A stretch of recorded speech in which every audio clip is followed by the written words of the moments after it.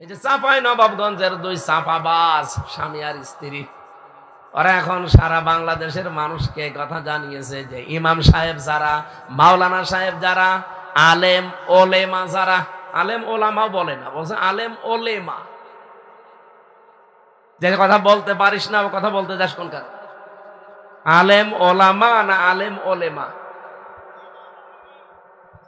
আলেমের বহু বচন ওলামা, এ শব্দও জানে না যে আলেম কি আর ওলামা কি। বাংলাও না, ইংরেজি না, আরবি না, কি এটা ওলেমা কি? ওই যে বিয়ের সময় ছেলের বাড়িতে যে অনুষ্ঠান করে ওর নাম কি? অলিমা বললেও তো হইতো, অলিমাও বলে না, ওলেমা। আলেম ওলেমা এরা যেন ইসলামের পক্ষে, কারো পক্ষে, ব্যক্তির পক্ষে ভোট না চায়। আমি ব্যক্তির পক্ষে তো ভোট চাই না, আমি ওপেন ভাবেই ভোট চাই ইসলামের পক্ষে। আপনি ইসলামের পক্ষে কাজ করেন, আমি আপনার নাম ধরে ভোট চাবো। বাহাদুর সাহেব যদি ইসলাম বাদ দিয়ে ওর বাবার আদর্শ প্রকাশ করার জন্য ভোট করে, জীবনে ওনার পক্ষে আমি কথা বলবো না। উনি যেহেতু ভোটে দাঁড়িয়েছে আল্লাহর বিধান কায়েমের সহযোগী হিসাবে, আমি এই কারণে তার নাম ধরে ভোট চাই। আপনি দাঁড়ান ওইভাবে, আমি আপনার নামও চাবো। চ্যানেলটি সাবস্ক্রাইব করে আমাদের সঙ্গেই থাকুন। বিসমিল্লাহির রহমানির রহিম। ইন্নামা ওয়ালিয়ুকুমুল্লাহু ওয়া রাসূলুহু ওয়াল্লাযীনা আমানুল্লাযীনা ইউকিমুনাস সালাতা والذين آمنوا الذين يقيمون الصلاة ويؤتون الزكاة الذين يقيمون الصلاة ويؤتون الزكاة وهم راكعون ومن يتول الله ورسوله والذين آمنوا فإن حزب الله هم الغالبون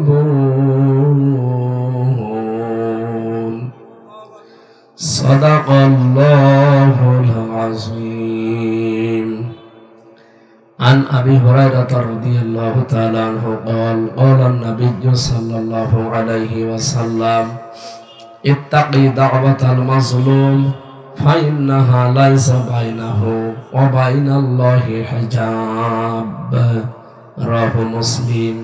আমি কোরআনে বর্ণিত আজকের যে আয়াত পড়লাম, গতকালকে আমি কক্সবাজারে ছিলাম, সেখানে এই আয়াতের আগের আয়াতের তাফসীর করেছিলাম, সূরা মায়েদার 54 নম্বর আয়াত। কালকের আলোচনার বিষয় ছিল ফিরে আসা। আমরা যদি ফিরে না আসি আল্লাহ জিকির করতে পারে আর কি করতে চায়, কালকে আমরা জানিয়েছি। অনেক মানুষ দিন থেকে যারা ফিরে যায় আমাদেরকে ভয় দেখাতে চায়। আপনি তো আমাকে ভয় দেখাচ্ছেন না, সরাসরি থ্রেট করছে কাকে? আল্লাহকে। আল্লাহ তাআলা বলেন মাইয়ারতাদ্দা মিনকুম আন দীনিহি ফাসাউফা ইয়াতিল্লাহু বিকওমিন, সত্যি যদি কেউ আমার দিন থেকে মুখ ফিরিয়ে নিয়ে চলে যায়, অতি শীঘ্রই আমি আল্লাহ এমন একটা দল তৈরি করে দেব যারা আমাকে ভালোবাসে আর আমিও তাদেরকে ভালোবাসি। তাদের কিছু গুণ বলেছিলাম যে এই গুণগুলো যদি থাকে তাহলে তারা আল্লাহর ভালোবাসা পাবে, এবং ওই মানুষগুলোর সর্বশেষ যেটা ইয়তিহি মাজ্জাসা, আল্লাহ যাকে ইচ্ছা করবেন এই অনুগ্রহগুলো তাদেরকে দান করবে। সুতরাং আল্লাহ যাদেরকে তৈরি করতে চায় একটা দল, সেই দলের ভেতরে থাকার জন্য আমি কালকে আহ্বান জানিয়েছি। আর আজকে তার পরের আয়াত সূরা মায়েদা 55 নম্বর আয়াত। আমরা চাই একটা বিষয় যেন বুঝে আমরা বাড়ি নিয়ে যেতে পারি। কালকে হয়তো অনেকেই ওখানে ছিলেন না, ছিলেন কালকে যারা ছিলেন তারা বুঝেছিলেন যে আল্লাহ যাদেরকে মনোনীত করছেন সামনে, তাদের ওই গুণগুলো অর্জন করতেই হবে, মাস্ট বি। আর আমরা চেষ্টা চালাচ্ছি আল্লাহ যেন ওই রকম ভালোবাসার পাত্র হওয়ার তৌফিক আমাদের দান করেন। আজকে যেহেতু পরের আয়াত, আর আপনারা লিখেও দিয়েছেন তাফসীরুল কোরআন মাহফিল, তাফসীর আকারে আমরা কথা বলবো ইনশাআল্লাহ। যে কথাটা তুলেছিলাম, আমার দ্বারা যেহেতু আওয়ামী লীগ, বিএনপি, জাতীয় পার্টি, জাসদ বাসদ, বিশেষ করে যারা মানুষের তৈরি করা আইন কায়েম করতে চায়, ওটা আমাকে মেরে ফেললেও ওইটা আমার দ্বারা হবে না। আমার দ্বারা যদি হয়, কোরআনের আইন কায়েম করছে যারা, যে কোনো একটা দলে আমি থাকা লাগবে আমার। আর আমি আমার বিবেক বুদ্ধি কোরআন হাদিস পড়ে যেটা পেয়েছি, অবশ্যই আমি সেই দিকে যাব। এখন ওই হিসাবে আমি কোরআনের আলেম, এখানে যেহেতু রাজনৈতিক মঞ্চ এটা না, এটা কোরআনের মঞ্চ। কোরআন যেহেতু সবার, কোরআনের আলেমও সবার। এ কথা মানেন তো? সুতরাং ওই রকম মন নিয়ে বসে যে আমি এখানে দলীয় চিন্তা ভাবনা নিয়ে বলছি না। হ্যাঁ, আমার ওই দলীয় চিন্তা ভাবনার কথা যদি কোরআনের সাথে মেলে, তাহলে ওইটা আমি বলবো। আপনারটা মিলছে না, আমি বলবো কি করে? আমি কি বানাবো? খুলনায় ছিলাম একবার মাহফিলে, সভাপতি আমারে বলছে, হুজুর এমন ওয়াজ করবে, মাটির নিচের ওয়াজ, ওপরের কোনো ওয়াজ করার দরকার নেই, কারণ এখন দেশের অবস্থা ভালো। মাটির নিচের ওয়াজ করলে টিকতে পারবে? মাটির নিচে তো একেবারে সরই রাজনীতি দিয়ে। মার রব বোকা, তোমার রব কে? রব মানে কি শুধু আল্লাহ? রব মানে 5টা বিষয় আপনাকে একেবারে পঙ্খানো হিসাব নিকাশ করে দেওয়া লাগবে। রব মানে সৃষ্টিকর্তা। সৃষ্টিকর্তা হিসাবে আমরা অনেকেই আল্লাহকে মানি না। কি আমি কি বেশি বললাম? আপনি বুঝেছেন এই বিষয়টা? সৃষ্টিকর্তা হিসাবে আল্লাহকে আমরা অনেকেই মানি না। যদি মেনে নিতাম তাহলে ফসলে বরকত হয়। আর অনেকে বলে যে মা দুর্গা গজে চড়ে এসেছে, এই জন্য ফসলে বরকত হয়েছে। ফসল সৃষ্টি করার মালিক কি মা দুর্গা? কে? আপনি কোথাকার কথা কোথায় লাগান? তার মানে আপনি রব হিসাবে আল্লাহকে সৃষ্টিকর্তা হিসাবে এখনো মানতে পারেননি, এই জন্য আপনি চলে যাচ্ছেন মা দুর্গার দিকে। 2 নম্বরে রব মানে প্রতিপালক, লালন পালন যিনি করেন তাকে রব বলা হয়। আমি নেই থেকে হামজা হয়েছি, কি বলেন তো? আমার কি এই 33 বছর বয়সের আগে আমি উল্লেখ করার মতো কিছু ছিলাম না? 92 সালে আমার জন্ম, এখন 25 সাল, 33 বছর পার হয়েছে। খুব বেশি হলেও 34 বছর আগে আমার মা বাবার বিয়ে হয়েছে, 35 বছর আগে। এই 35 বছর আগে তো আমার মা বাবা তারা ছিল 2 জেলার 2 জন, একটা কুষ্টিয়ার একটা চুয়াডাঙ্গা। তাদেরই তো কোনো অস্তিত্ব ছিল, এক জায়গায় হবে কি হবে না। আর আমি তো সে মনে হয় ঘুরে বেড়াচ্ছিলাম রুহের জগতে। নেই থেকে যিনি আস্তে আস্তে আমাকে পূর্ণতায় পৌঁছিয়ে দেন, তার আরবি নাম রব। আরবি নাম কি? তারবিয়াতু সাজ্জে ইলা কামালিহি সাজ্জাং ফাসাজ্জা।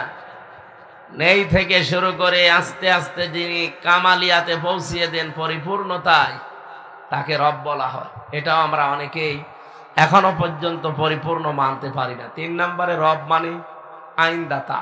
রব মানে কি? এখানে যদি প্রশ্ন করা হয় শুধু আলেমরা বাদ দিয়ে, আমার মনে হয় 100 জনের 99 জন বলতে পারবে না আল্লাহর আইন কয়টা বলেন তো। দেখলেন, আমরা যে মুসলমান, আল্লাহর আইন কয়টা তাই জানি না, অথচ রব মানে কি? আইনদাতা। আপনি কবরে যাবেন, এখনই তো বলবে মার রব্বুকা। আপনি যদি বলেন রব্বি আল্লাহ, আমার রব আল্লাহ, ফেরেশতা উল্টিয়ে বলবে রব মানে সৃষ্টিকর্তা, রব মানে লালন পালনকারী, রব মানে আইনদাতা। তোর দেশে আল্লাহর কয়টা আইন ছিল বল? আপনি তো নিজে জানেনও না যে আল্লাহর আইন কয়টা। আমার আজকে বলা লাগবে। কক্সবাজারে আমরা জানি অন্তত এই জেনারেলের চাইতে আরবি লাইনের লোকজন বেশি বাস করে, ইসলামপন্থী মানুষেরা। বলতে হবে আল্লাহর আইন কয়টা বলেন? 500। আলহামদুলিল্লাহ, একজন মনে হয় কবরে গেলে বলতে পারে, বাকিগুলো আমরা ধরা খেয়ে বসে আছি। 500 আল্লাহর আইন, অথচ এই দেশে একটাও চলে না, আর আমরা বগল বাজাচ্ছি। এইরকম যতগুলো প্রশ্ন করা হবে কবরে, সবগুলো রাজনৈতিক প্রশ্ন। 2 নাম্বারটা তো আরো রাজনৈতিক প্রশ্ন, যে মা দিন ওকা, তোমার ধর্ম কি না, তোমার জীবন ব্যবস্থা কি। আজকের খুতবার ভেতরে শুনেছেন না, লিইজহিরাহু আলাল আদিয়ান। যত দিন আছে, যত ধর্ম আছে পৃথিবীতে, সব কিছুর উপরে ইসলামকে দিনকে কোরআনকে ইজহার করার জন্য, বিজয়ী করার জন্য আমি রাসূলকে পাঠিয়েছি। আল মাবউসু ফিনা লিইজহিরাহু আলাদ-দ্বীন বা আলাল আদিয়ান। তাহলে আপনি খুতবার ভেতরে আরবিতে শুনেছেন, বোঝেন নাই, আমি বাংলা বললাম। এবার যেন আমাদের উচিত হবে দিন কায়েমের চেষ্টা করা। কোরআনে আপনি দুইটা আয়াত পাবেন যেখানে মতপার্থক্য করা হারাম। ওয়াতাসিমু বিহাবলিল্লাহি জামিআ ওয়ালা তাফাররাকু, আর আছে আনাকিমুদ্দিন ওয়ালা তাতাফাররাকু ফি।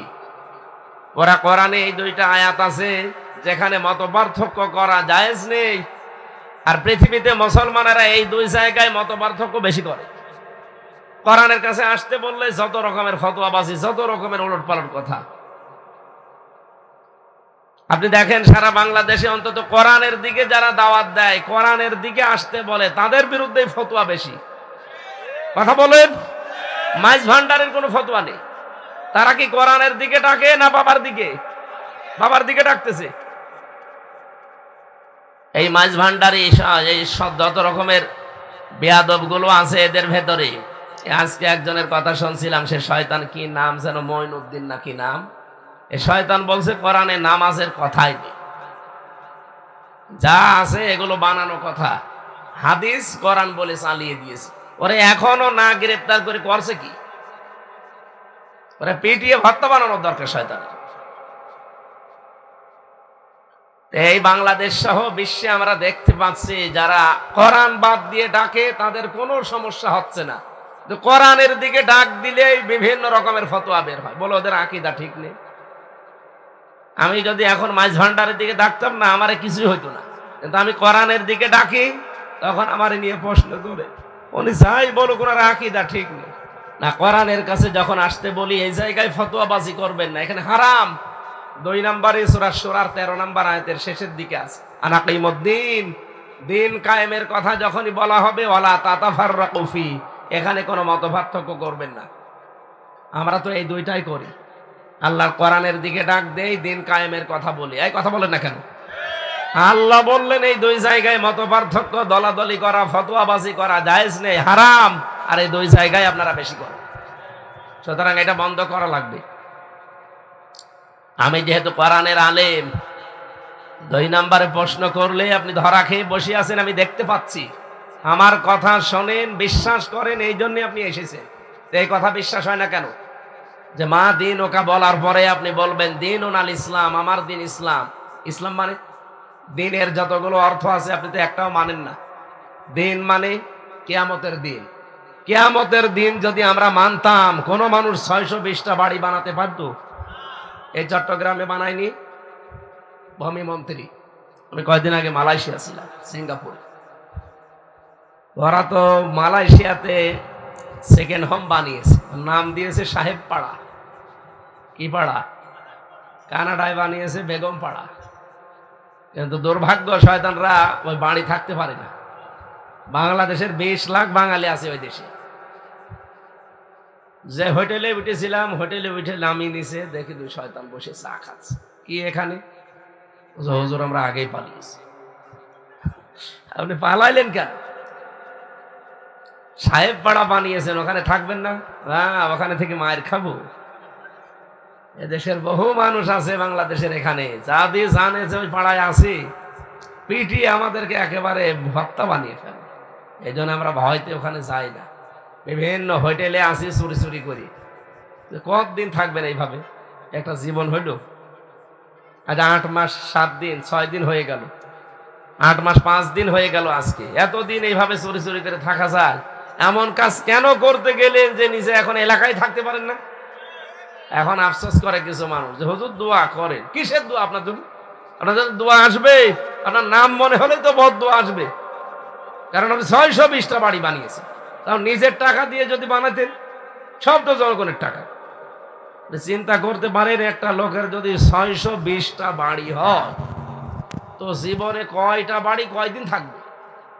আমার একটা বাড়ি কুষ্টিয়ায়, তাই আমি থাকার সময় পাই না, সারা দেশে ঘোরা লাগে। আর ও বানিয়েছি শয়তান 620টা। আমার মনে হয় 8 মাস থাকলে আরো 100টা বানাইতো।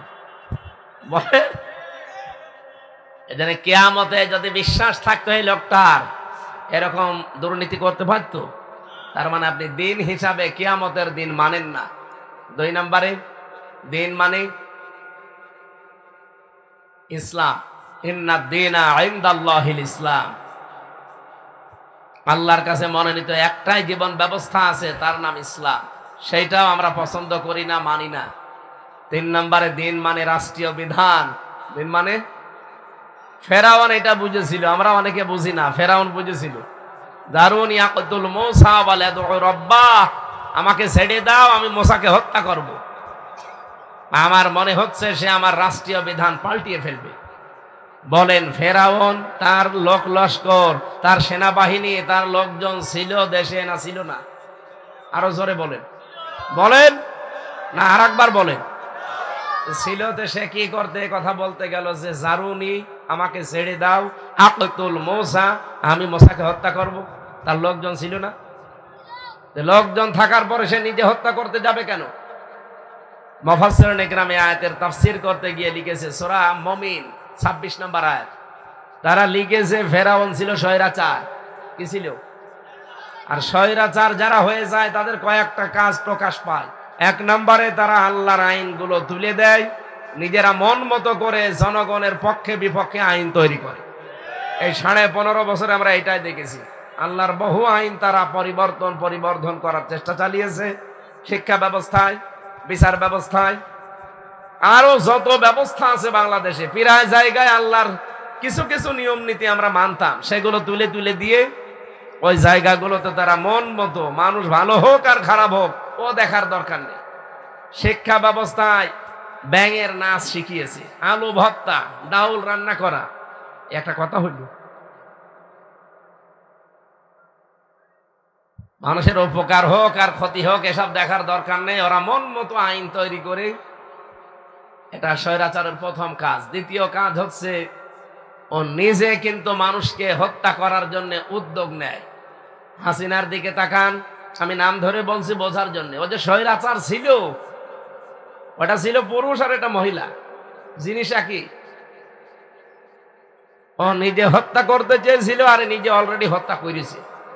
আমি যে জেলখানায় ছিলাম গাজীপুরের কাশিমপুরে, ওখানে আমার আগে যারা ছিল, এই যে ওর বাবার হত্যাকারী মেজর বজলুল হুদা, এটা ভিডিও আকারে পরে প্রকাশ পেয়েছে। ও নিজে যে জেলখানায় ফাঁসির আগে নিজে জবাই দিয়েছে, বুকের ওপরে পা দিয়ে জবাই করেছে। ওনার সাথে যে 2-3 জন সাথে ছিল, এখন তারা অনেকেই মুখ খুলে বলে দিচ্ছে। আর আমি নিজে জানি যে এখানে এরকম সম্ভব। আমার সামনে কত মানুষ বের হয়ে চলে গেল লাশ, বলছে যে ওনারা চিকিৎসাধীন অবস্থায় মারা গেছে, অথচ পুরা ডাহা মিথ্যা কথা। মরে গেছে জেলখানায়, কারণ ভেতরে তো কোনো চিকিৎসা নেই। আমি বললাম না, আমার মাথার চুল থেকে শুরু করে পায়ের তালু পর্যন্ত প্রত্যেকটা জায়গায় টর্চার। আর এমন কোনো জায়গা নেই যে রোগ হয়ে গিয়েছিল, প্রত্যেক জায়গায় ভেতরে কোনো চিকিৎসা নেই। যে ডাক্তার আছে 10,000 মানুষ, আমরা ওখানে 4 জেল মিলে 10,000 মানুষ, আর ডাক্তার মাত্র একজন, তাও মহিলা। ওর কাছে যেই যায় ও যে রোগের কথা বলে একই ওষুধ দেয়। যদি বলে হো ডাক্তার সাহেব, ম্যাডাম আমার পেট ব্যথা, ওই একই বলে। যদি মাথা ব্যথা, ওই একই। যদি বলে আমার নুনু ব্যথা, ওই একই। আমি এমনি বলছি না, এটা বলেছি এই কারণে যে একটা ছেলে আমার নিচে থাকতো, ওর ওই লজ্জাস্থান ফুলে একটু মোটা হয়ে গেছে।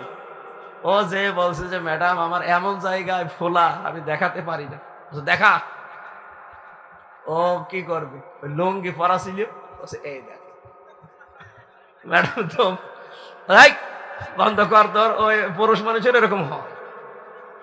ও আবার বলছে পুরুষ মানুষের এরকম হয়, তো এই যে এদের তো হয়নি। এই ছিল চিকিৎসা ব্যবস্থায়। আমি তো আর বানিয়ে বলছি না, আমি দেখে দেখে বলছি। বলেন তো 10,000 মানুষ, একটা ডাক্তার, সেই কি করবে? হ্যাঁ, সেই কি করবে? লাইন ধরে থাকা লাগে, প্রায় 200-300 লাইন। ওখানে কোনো চিকিৎসা আছে? শহীদ মীর কাশেম আলী রহমতুল্লাহ আলাইহি, ওর ভেতরে 2 নাম্বার ছেলে, আমি 4 নাম্বারে ছিলাম। 2 নাম্বারে উনি একটা জিনিস বানিয়েছে, এই যে দাঁতের যে চিকিৎসা, এটা উনি যাওয়ার পরে বললেন যে এখানে সেরকম কোনো চিকিৎসা তো দেখি না। আমি যেহেতু বাইরে, আমি ইবনে সিনার মালিক উনি, ইবনে সিনা না, ইসলামী ব্যাংক হাসপাতাল, লক্ষ লক্ষ মানুষের কর্মসংস্থান বানিয়েছে। উনি শেষে সোফারকে, জেলারকে এদের সাথে পরামর্শ করে ভেতরে একটা হাসপাতাল বানিয়েছে দাঁতের জন্য। আমি নিজেও গিয়েছিলাম, 3 বছরে একবার সুযোগ পেয়েছিলাম দাঁত দেখানো। আল্লামা দেলাওয়ার হোসাইন সাইদি রহমতুল্লাহ আলাইহি ওনাকে একদিন নিয়ে এসেছে ওনার দাঁত দেখানোর জন্য। আমিও একদিন গিয়েছিলাম, যে দেখি হুজুর বসে আছে, ওই 10 মিনিট দেখা হয়েছিল। এর ছাড়াই 3 বছরের ভেতর, অথচ পাশাপাশি উনি 1 নম্বরে, আমি 4 নম্বরে, কতটুকু একটা দেওয়াল মাঝখানে। 3টা বছর কেটে গেছে, দেখা হয়নি, শুধু একদিন ওই 10 মিনিট হাসপাতালে। ভেতরে যেহেতু কোনো চিকিৎসা নেই, তো যেন মানুষ অসুস্থ হয়ে যায়। কত মানুষ মরে গেল আমার সামনে। পেপারে পরের দিন দেখলাম যে জেলখানায় মরে গেছে অমুক, অথচ আমার নিচতলায় থাকতো। বলছে কেন? চিকিৎসাধীন অবস্থায়। ডাহা মিথ্যা কথা লিখে মানুষকে ওরা জানাতে চায় যে জেলের ভেতরে আজরাইল আসে না, আসলেও জেলের বাইরে থাকে। হ্যাঁ, এটা একটা প্রচারিত কথা যে জেলে নাকি আজরাইল যায় না। মানুষ মরে বের হয়ে চলে যাচ্ছে, কিন্তু ওদের বদনাম হবে তো, এই কারণে ওরা এটা প্রকাশ করে না, বলে যে চিকিৎসাধীন অবস্থায় মরে গেছে। কত মানুষ মরে গেল আমার সামনে, আমিও লাশ হয়ে বেরিয়ে আসতে পারতাম। আল্লাহ আমাকে যেহেতু বাঁচিয়ে রেখেছে, আল্লাহ যেন আগের মতো স্বাভাবিক করে দেন শরীরটা। সত্যি আমি অসুস্থ। এখন যদি বলে যে অসুস্থ আসলেন কেন, না আসলে আপনাদের কি গালিগালাজ করতো না? তাহলে এতদিন আগে দাওয়াত নিয়েছেন, আসলেন না? শরীরকে আমার নিজের হাতে। দোয়া চাচ্ছি আল্লাহ যেহেতু কন্ট্রোল করেন আমাদের শরীরকে, আল্লাহ যেন আমার আগের অবস্থা যে ছিল শরীর ওইভাবে যেন বানিয়ে দেন। বলে না আমি। দিনের অর্থ যেগুলো বলছিলাম, স্বৈরাচারের কাজই হচ্ছে ও সব কাজ নিজে করে। আপনি দেখেন নিয়ে 15 বছরে টয়লেট থেকে শুরু করে একেবারে সংসদ পর্যন্ত সব জায়গা ও নিজের কন্ট্রোলে। কেন দেশে আর মানুষ নেই? কথা বোঝেন? সব কাজ নিজে করব, এটা ছিল ফেরাউনের অভ্যাস। ও বলেছিল আকাতুল মৌসা, আমাকে ছেড়ে দাও, আমি হত্যা করব। কেন? তোর লোকজন নেই? তাহলে দিনের অর্থ সে বুঝেছিল। আজ্য বাদ দিলা দিন আকম, আমি মনে করছি যে আমার রাষ্ট্রের বিধান সে পাল্টিয়ে ফেলবে। 4 নম্বরে দিনের অর্থ হযরত ইউসুফ আলাইহিস সালাম যেটা বুঝেছিলেন, ইনিল হুকমু ইল্লা লিল্লাহ। এই পৃথিবী যিনি বানিয়েছেন, হুকুম চলবে কার? সুতরাং আল্লাহর দিন মানে আল্লাহর হুকুম। আপনি কবরে গেলে এটাও বলতে পারবেন না। 3 নাম্বারটা তো আরো কঠিন।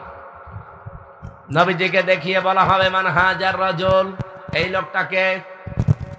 আপনি যদি তার আদর্শ মতো চলতে পারেন, যেটা বাহাদুর ভাই বলছিলেন, আপনাকে আমি কবরের ভেতরে দেওয়ার সময় মিথ্যা কথা বলে দিয়ে আসলাম, বিসমিল্লাহি ওয়া আলা মিল্লাতি রাসূলিল্লাহ। আমি না, কাবার ইমাম সাহেব যদি আপনাকে এই দোয়া পড়ে রাখে, আর আপনার জীবন যদি মুহাম্মাদুর রাসূলুল্লাহর আদর্শ মতো না চলে, আল্লাহর কসম কবরে যাবার পরেই লাহুম মিন জাহান্নামা মিহাদ ওয়া মিন ফাওকিহিম গাওয়াশ ওয়া কাযালিকা নাজজিজ যালিমিন। আল্লাহ পাক বলেন ওকে শুধু কবরে রাখা হবে, সঙ্গে সঙ্গে উপরে জাহান্নামের চাদর দিয়ে ঢেকে দেব, আর নিচে জাহান্নামের বিছানা বিছিয়ে দেব। যতই উপরে আপনি ফুল দেন না কেন, নিচে আগুন লাগাবে কে? বলেন বলেন। এই জন্যই তো কবরের যতগুলো প্রশ্ন দেখলাম সবই রাজনৈতিক প্রশ্ন। আমি যদি রাজনীতির কথা কোরআন দিয়ে বলতে চাই, আর আপনি যদি বলেন না কোরআনের সাথে রাজনীতির কোনো সম্পর্ক নেই, বলবেন না, এটা আর আগস্টের 5 তারিখের আগে নেই, এখন এপ্রিলের 11 তারিখ। এপ্রিলের 10 না, আজকে 10 তারিখ। সময় পাল্টিয়ে গেছে। এখন আসেন তো মাইক কেড়ে নেন, তো আসেন আসেন, কোন বাবার বেটা আসেন, মাইক কেড়ে নেন। আর রাজনীতি করবেন না এই কথা বলেন এসে আমার সামনে।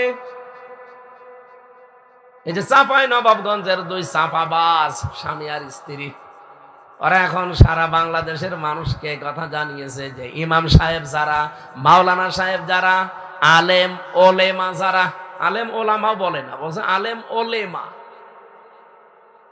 যে কথা বলতে পারিস না ও কথা বলতে যাস কোন কারণ? আলেম ওলামা না আলেম ওলেমা? আলেমের বহু বচন ওলামা, এ শব্দও জানে না যে আলেম কি আর ওলামা কি। বাংলাও না, ইংরেজি না, আরবি না, কি এটা ওলেমা কি? ওই যে বিয়ের সময় ছেলের বাড়িতে যে অনুষ্ঠান করে ওর নাম কি? অলিমা বললেও তো হইতো, অলিমাও বলেন, ওলেমা। আলেম ওলেমা এরা যেন ইসলামের পক্ষে, কারো পক্ষে, ব্যক্তির পক্ষে ভোট না চায়। আমি ব্যক্তির পক্ষে তো ভোট চাই না, আমি ওপেন ভাবেই ভোট চাই ইসলামের পক্ষে। আপনি ইসলামের পক্ষে কাজ করেন, আমি আপনার নাম ধরে ভোট চাবো।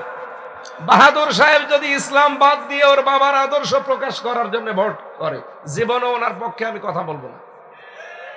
উনি যেহেতু ভোটে দাঁড়িয়েছে আল্লাহর বিধান কায়েমের সহযোগী হিসাবে, আমি এই কারণে তার নাম ধরে ভোট চাই। আপনি দাঁড়ান ওইভাবে, আমি আপনার নামও চাবো। উনিও আপনার আত্মীয় না, আপনিও আমার আত্মীয় না। কোথায়? আমার বাড়ি কুষ্টিয়া, আপনাদের আমি চিনিও না।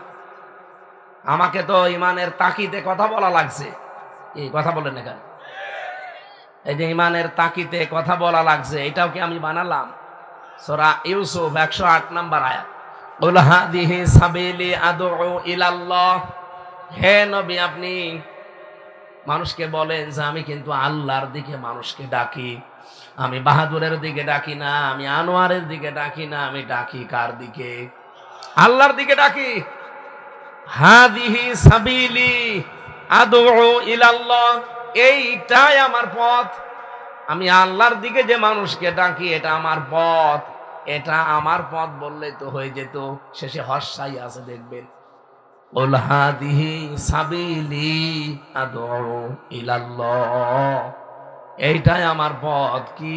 যে আমি আল্লাহর দিকেই মানুষকে ডাকি। শুধু আমার কাজ না, আর আমি আন্দাজেও ডাকি না, আলা বাসিরাতিন, আমি দেখে শুনে ডাকি। আনা ওয়া মান ইত্তাবানি, এটা তো আমার কাজ এবং আমার অনুসারী যারা, তাদেরও কাজ। আমি তো রসুলের অনুসারী, আমি তো বাবার অনুসারী না। কথা বলেন না কেন? আমি তো আপনার স্বামীর অনুসারী না, আমি রসুলের অনুসারী। সুতরাং আমারও কাজ এইটাই। উনি যা করতেন আমার ওইটা করা লাগবে। উনি যেহেতু আল্লাহর দিকে ডাকতেন, আমিও ডাকবো আল্লাহর দিকে। ওমা আনা মিনাল মুশরিকিন, আর বলেন যে আমি মুশরিক না। আপনি তো গেলে শিরিক করবেন, আল্লাহর আইনের পাশে আরেকটা আইন তৈরি করে শিরিক তৈরি করবেন। আর আমি তো ঘোষণাই দিয়ে পথে নেমেছি যে আমি মুশরিক না। এই জন্য কাবা শরীফ তাওয়াফ করে সর্বশেষ যেটা বিদায় তাওয়াফ, আসার সময় সর্বশেষ এই কথাটা বলা লাগে, লাব্বাইক আল্লাহুম্মা লাব্বাইক লা শারীকা লাকা লাব্বাইক ইন্নাল হামদা ওয়ান নি'মাতা লাকা ওয়াল মুলক লা শারীকা লাকা লাব্বাইক। সর্বশেষ বিদায় তাওয়াফে মানুষ এই কথা বলে আসে। এখানে হাজি যারা আছে যদি থাকে জিজ্ঞাসা করেন, সর্বশেষ আপনাকে এই কথা বলাই লাগে। সর্বশেষ তাওয়াফের শেষ কথা যে লা শারীকা লাকা লাব্বাইক, আল্লাহ আমি চলে গেলাম কিন্তু কথা দিয়ে গেলাম তোমার কাবা শরীফের সামনে যে আমি মুশরিক না। আমি বলেন বলেন, মুশরিক মানুষ কখন হয়? যখন শিরিক করে। কি কথা বলেন না কেন? মুশরিক মানুষ কখন হয়? যখন শিরিক করে। আর শিরিক কি? এক কথায় জবাব দিচ্ছি, আল্লাহ যেটা পারে ওইটা অন্য কেউ পারে, এই বিশ্বাস করার নাম। আরো জোরে বলেন। আর এই শিরিক যারা করবে তারা মুশরিক। আপনি নিজে ঘোষণা দিয়ে আসলেন যে ওমা আনা মিনাল মুশরিকিন, আমি আর যাই করি আমি কিন্তু শিরিক করব না। এই যে আল্লাহর আইনের পাশে যারা আইন তৈরি করে, এরা কি আল্লাহর আইনের সাথে শিরিক করে না? বলেন বলেন। আমি আপনার মতো মুশরিক হব? আল্লাহ যেটা পারে ওইটা অন্য কেউ পারে না, এই বিশ্বাস আমি করে এই পথে নেমেছি। সেদিন বগুড়াতে একজন এসে বলছে, হুজুর আপেলটা পড়িয়ে দেন। কি পড়বো? সূরা ফাতিহা ছাড়া আর কি আছে? সূরা ফাতিহা যেহেতু সব রোগের রোগ মুক্তির কারণ, এটা আমি আলহামদুলিল্লাহি রাব্বিল আলামিন পড়ে ফু দেব। আমার কানের কাছে মুখ নিয়ে বলছে, হুজুর এমন ভাবে আপেল পড়বেন যেন ছেলে হয়।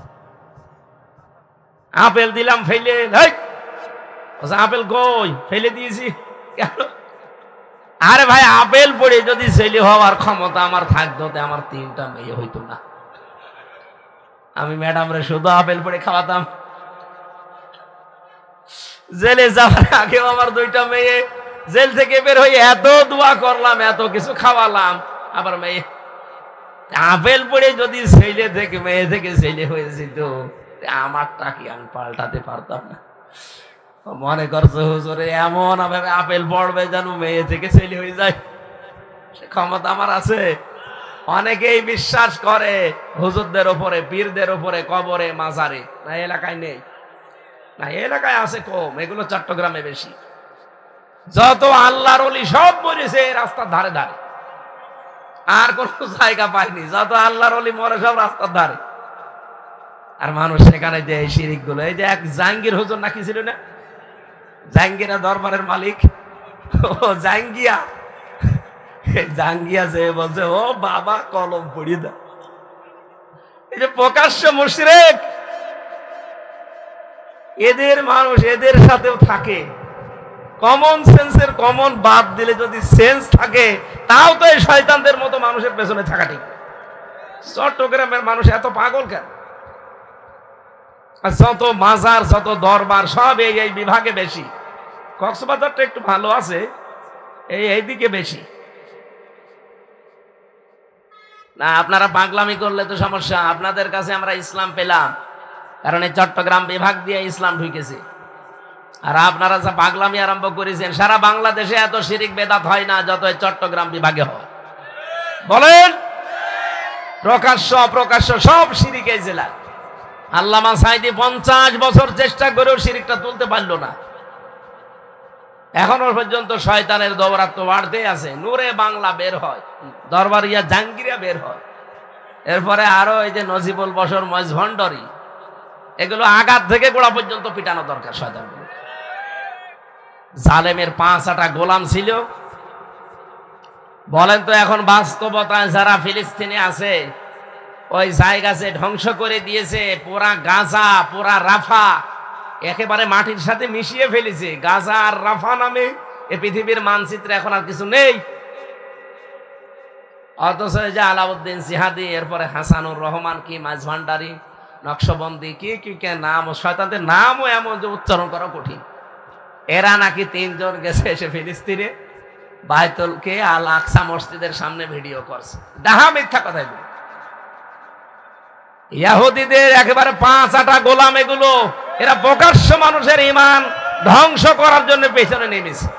ওরা দেখছে বাংলাদেশ সহ বিশ্বের বিভিন্ন জায়গায় এই ফিলিস্তিনদের নিয়ে মুসলমানেরা ফুটিয়ে উঠেছে। কি করা যায়, এরকম কিছু দালাল মৌলবি লাগিয়েছে।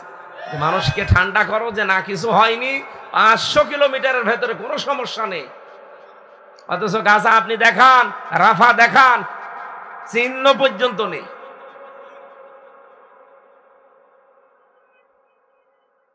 পৃথিবীর নিকৃষ্ট মানুষের তালিকায় যে 6 জনের নাম আছে, তার ভেতরে এই বেনিয়ামিন নেতানিয়াহু এর নাম আছে। এই শয়তান কয়েকদিন আগে, 2 দিন হলো, জানিয়েছে যে আমি খণ্ড খণ্ড করে ফেলেছি ফিলিস্তিনকে, ওরাটা দখল করে নিয়েছি। আমি মনে মনে ভাবছিলাম আমি যা করলাম, বিশ্বের 210 কোটি মুসলমান মনে হয় একবারে মার্চ ফর ফিলিস্তিন বা মার্চ ফর গাজা নিয়ে আমাকে আক্রমণ করবে, কিন্তু দেখলাম না, কিছুই হচ্ছে না। আজ 210 কোটি মুসলমান আমরা ঝিমিয়ে গেছি, এই জন্য এরা এত সাহস পাচ্ছে। আজকে 10 তারিখ, কালকে 11, পরশু দিন 12 তারিখে বাংলাদেশের সব আলেম ওলামা, সব ঘরানার, সব মুসলমানেরা ঢাকায় জমায়েত হয়ে বিশ্বের মানচিত্রে দেখাবে 12 তারিখে। যত আলেম ওলামা আছে সবাই যাওয়ার আহ্বান জানিয়েছে। আমিরে জামাত doctor Shafiqur Rahman, secretary general অধ্যাপক মিয়া গোলাম পরোয়ার সাহেব সহ সবাই থাকবে। সব ধরনা, চরমনায়ের পীর সৈয়দ মুফতি রেজাউল করিম এবং অন্যান্য যত বড় বড় ইসলামিক স্কলার আছে, ডক্টর মিজানুর রহমান আজহারি ভাই সহ সবাই যাবে। আপনারা সমর্থ থাকলে যাবে। পৃথিবীর মানচিত্রে অন্তত আমরা দেখাতে চাই যে আল্লাহ পৃথিবীর কেউ না জানুক, তুমি একটু দেখো। আর আমাদের হাতে যেহেতু এরকম কিছু নেই, যতটুকু আছে ফিলিস্তিন, এই মুসলমানদের পক্ষে অন্তত একটু দাঁড়াতে গিয়ে, সমর্থন জানাতে গিয়ে, ইসরায়েলের যত পণ্য আছে এটা বর্জন করা ঈমানের দাবি। যে যেখানে আছেন এতটুকুই করেন, কিয়ামতের দিন বলতে পারবেন আমার যা আয়ত্তে ছিল আমি তাই করেছি। সুতরাং ওদের এই যে কিনলে যে পানিটা, এরপরে অ্যাকুয়াফিনা, আরো যত কমল পানিও আছে, যত ব্যবহারিক জিনিস আছে, দেখলেই প্রায় 37টার নাম পেয়েছি আমি। এই ইসরায়েলের পণ্য আমাদের এখন থেকেই 100% বর্জন করে ওখানে দেশি পণ্যের যে তালিকা দেওয়া আছে ওইটা কিন। এটা কিনলে এই টাকাটা আপনার দেশের কাজে লাগবে। বাকি এই টাকা যদি আপনি কিনলে নেন, অ্যাকুয়াফেনা নেন, এই 7 আপ নেন, এগুলো নিলে এই টাকাটা আমাদের এই মুসলমানদের বুকে গুলি করার জন্য ব্যবহার হবে। প্রকারান্তে আপনি যেন নিজেই গুলি করছেন। কথা বলেন না কেন? কারণ বলেন যে আমি 5 টাকা দিয়ে নিলাম। 5 টাকা মানে বাংলাদেশে 18 কোটি মানুষ, 5 টাকা করে দিলে কত কোটি টাকা হয় আপনি হিসাব করেছেন? এই জন্য ছোট ছোট বালুকণা দিয়ে যেহেতু বিশাল বিশাল পাহাড় তৈরি হয়ে যায়, আমরাও সারা বিশ্বের 210 কোটি মুসলমান শুধুমাত্র 12 ঘন্টা একটু বর্জন করেছিলাম। 12 ঘন্টা ওদের কত কোটি টাকা নষ্ট হয়ে গেছে। আজকে জয়শঙ্কর ভারতের সকালবেলা স্ট্যাটাস দিয়েছে সংবাদ সম্মেলন করে যে পৃথিবীতে বাংলাদেশের সবচাইতে বড় বন্ধু ভারত, আমাদের চাইতে বন্ধু এই পৃথিবীতে বাংলাদেশের আর কেউ নেই। এই যে আমরা বলেছিলাম না যে ভারতের জিনিস বয়কট করব, এই মসজিদ ভাঙ্গা বন্ধ করেন, কত বড় দুঃসাহস! ওরা আল্লাহর ঘরগুলো, কতগুলো ঘর ভেঙেছে আগস্টের 5 তারিখের পর থেকে। বিশ্বের মুসলমানেরা তামাম দুনিয়ার মানুষের দিকে তাকান, তারা মাটির নিচে কেউ গ্যাস পায়, কেউ তেল পায়, কেউ সোনা পায়, কেউ রূপা পায়, কেউ কয়লা পায়। আর এই পৃথিবীর নিকৃষ্ট মানুষের তালিকায় 1 নম্বরে ছিল মুশরিকরা।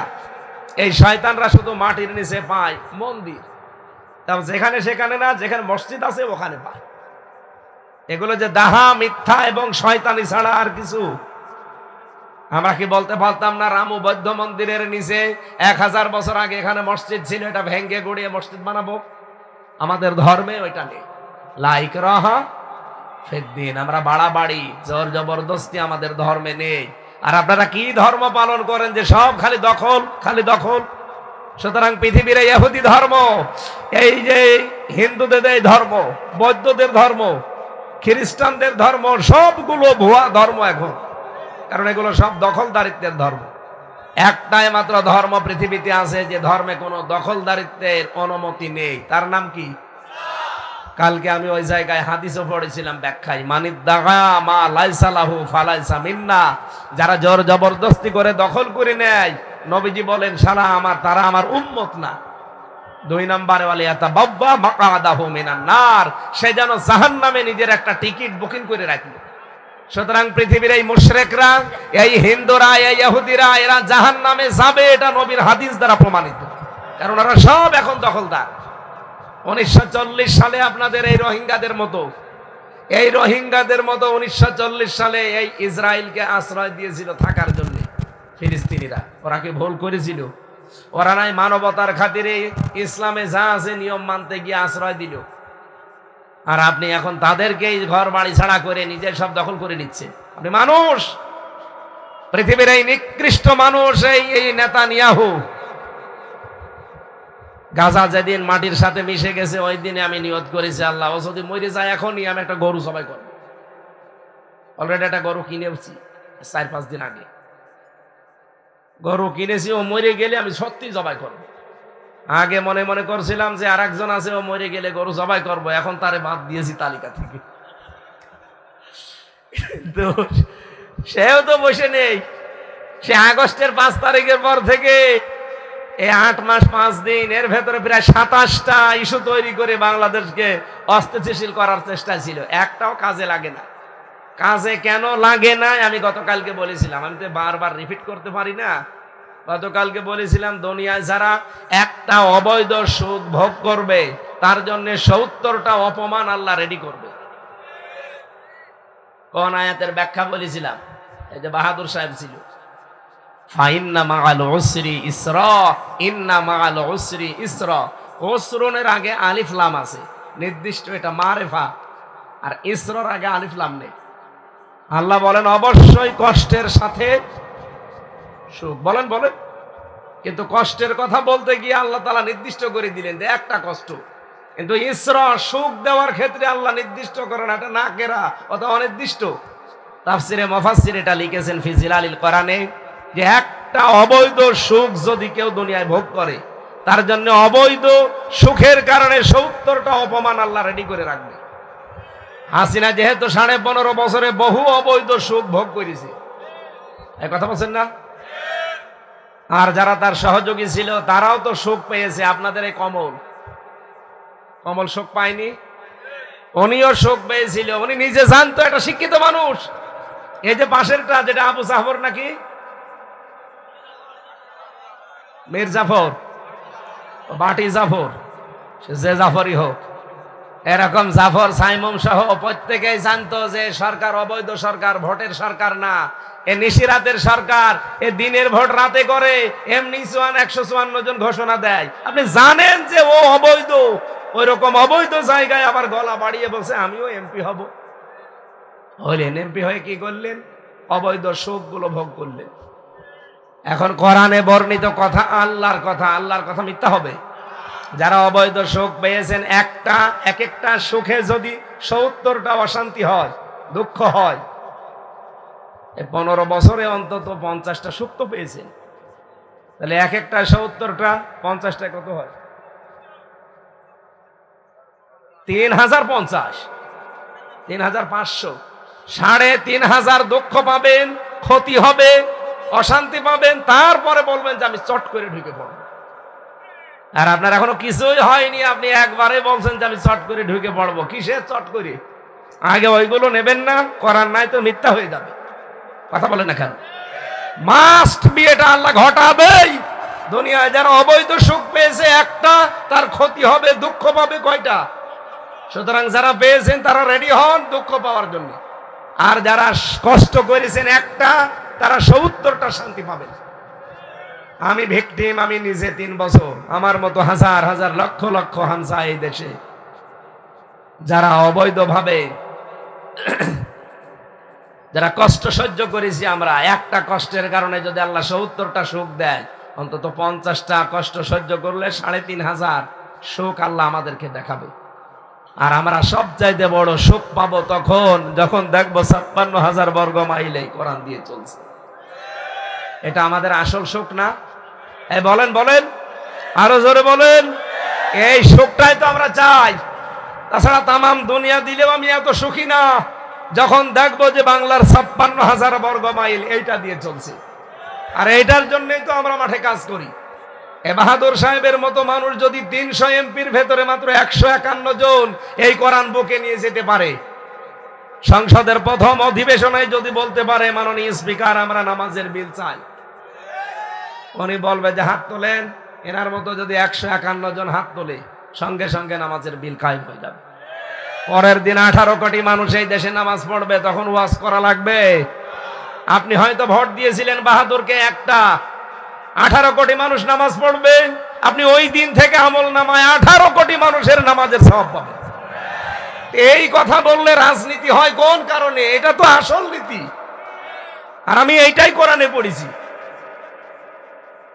আপনার কথা বললে এটা রাজনীতি হয় না, আর আমি কোরআন দিয়ে বলছি এটা রাজনীতি হয়। মানে আপনি কি আমাদের পাগল পেয়েছেন? হ্যাঁ, আমরা জাতে মাতাল হলো তাহলে ঠিক আছে, তাহলে ঠিক আছে। এই জন্য সামনে সময় আসলে অন্তত আমরা এক ভোটে 18 কোটি মানুষের সওয়াব পাই। এরকম কাজ করা যাবে না। এটা যদি কেউ রাজনীতি মনে করেন, দুনিয়ার কাজ মনে করেন, এদিকে আসেন। কোরআন শরীফের ভেতরে নামাজের কথা মাত্র 82 জায়গায়, যাকাতের কথা মাত্র 82 জায়গায়, রোজার কথা মাত্র 1 জায়গায়, হজের কথা মাত্র 1 জায়গায়। আর কোরআন দিয়ে রাজনীতি করা লাগবে এই কথা আছে 918 জায়গায়। তাও তো আমার মাথা ছোট, যারা বড় বড় মাথা ওর তো আরো বেশি পাবে।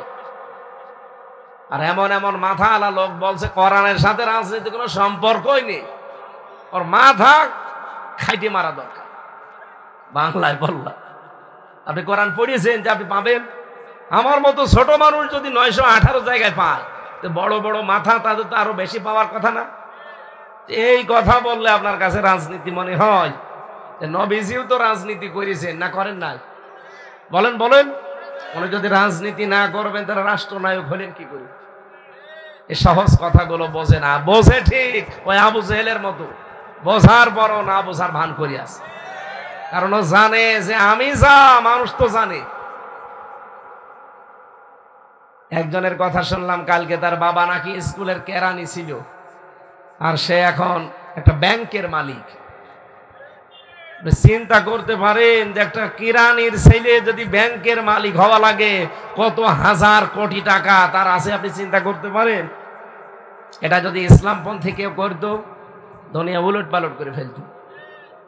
আল্লাহর ওলি খুঁজে পান না আপনারা। বুজুর্গ বান্দা কারা, মহান বান্দা কারা, মানুষ খুঁজে পায় না। মাওলানা মতিউর রহমান নিজামী রহমতুল্লাহ আলাইহে, উনি ওনার দায়িত্ব যেদিন পেয়েছেন মন্ত্রণালয়ে, মন্ত্রীর দায়িত্ব পালন করে 36 টাকা বেঁচেছিল, ওইটা রাষ্ট্রের কোষাগারে জমা দিয়েছে। বাংলাদেশের ইতিহাসে আর কে পেরেছে আপনি দেখান। আপনি তো 620টা বাড়িয়ে বানিয়ে ফেললেন। আরে সালমান এফ রহমানের মতো দরবেশ 36,000 কোটি টাকা চুরি করেছে। ইসলামের আইন থাকলে ওর হাত থাকতো? ওর হাত না, ওর কিছু থাকতো না। ওর যা আছে শরীরে সব কেটে ফেলত। ওর মাথা থেকে চুল থেকে পায়ের স্যান্ডেল পর্যন্ত সব সাদা। কি ওপরে মাথার চুল সাদা, ভরু সাদা, দাড়ি সাদা, জামা সাদা, পায়জামা সাদা, এমনকি স্যান্ডেলও সাদা, আর ভেতরের অবস্থা ও সবই সাদা। তারপরও শয়তানের ভেতরে মনটা পুরা কালো কালো এবং কালো। কি করেছে আপনি চিন্তা করেছেন? 36,000 কোটি। জীবনে আপনাকে যদি গণনা করতে দেয় হাত ব্যথা হয়ে যাবে, তাও শেষ করতে পারবেন। কিন্তু এখন আমার মতো ফ্লোরে থাকে। আমি যেই বিল্ডিং এ ছিলাম, ওই হিমেল বিল্ডিং এ, তমাল বিল্ডিং এর নিচতলায়, এখন ঠিক ওই জায়গায় থাকে, তা ফ্লোরে। আমারে তো একটা কম্বল দিয়েছিল, ওদের শুনছি কম্বলও দিচ্ছে না। ওর কম্বল দেওয়ার দরকার নেই। ও শয়তান যা করেছে, ওর কম্বল দেওয়ার দরকার কি? এমনি মরে যাক। সম্মানিত ভাইরা, আমি এলোমেলো অনেক কিছু বললাম, শুধু একটু মনোযোগ আকর্ষণ করার জন্য। আমি এবার তাফসিরে প্রবেশ করছি। সূরা মায়েদা 55 নম্বর আয়াত, আল্লাহর ঘোষণা। তাফসির করার জন্য মূল নীতি আছে 15টা, উসুলে তাফসির। এখানে আলেম আছে না, সভাপতি আলেম মানুষ। 15টা মূল নীতি আছে তাফসির করার জন্য। এখন যদি এগুলোর ব্যাখ্যা করি তাহলে তাফসিরে যেতে দেরি হয়ে যাবে। আর আমরা 1 ঘন্টা 15-20 মিনিটই কথা বলি, বেশি বলি না, ক্লাস আকারে বলি। আমরা সরাসরি আয়াতে চলে যাচ্ছি। আল্লাহ রাব্বুল আলামিন বলেন, ইন্নামা, অবশ্যই। শোনে, এখানে অন্তত এই পয়েন্টটা বলা দরকার। ইন্নার পরে যদি মা আসে পুরা কোরআনে হাদিসে যে কোনো জায়গায়, তাহলে বুঝবেন বাংলা অর্থ হচ্ছে কেবলমাত্র, শুধুমাত্র, একমাত্র। বোঝা গেছে? যেখানেই দেখবেন কোরআনে এমন আল্লাহ শব্দ দিয়েছেন, একটা বুঝলে আপনি 50টা বুঝে ফেলবেন। ওই যে কুল ইন্নামা আনা বাশারুম মিসলুকুম, ইন্না মা আছে না, এই মা ইন্নার সাথে যোগ হলেই বাংলা অর্থ কি দাঁড়ায়? কেবলমাত্র। হে নবী, আপনি বলেন যে আমি শুধুমাত্র, কেবলমাত্র, একমাত্র তোমাদের মতো মানুষ। পার্থক্য ইউহা ইলাইয়া, আমার কাছে ওহী আসে, তোমাদের কাছে আসে না, এটা পার্থক্য। বাকি আরো যে পার্থক্য আছে এই আয়াতে নেই।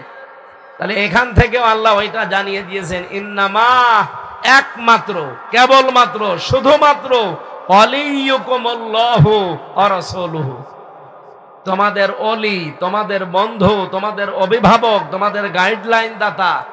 এখানে যেহেতু একটা শব্দ আমরা পেয়েছি, ওলি, কি পেয়েছি? আরো জোরে বলেন।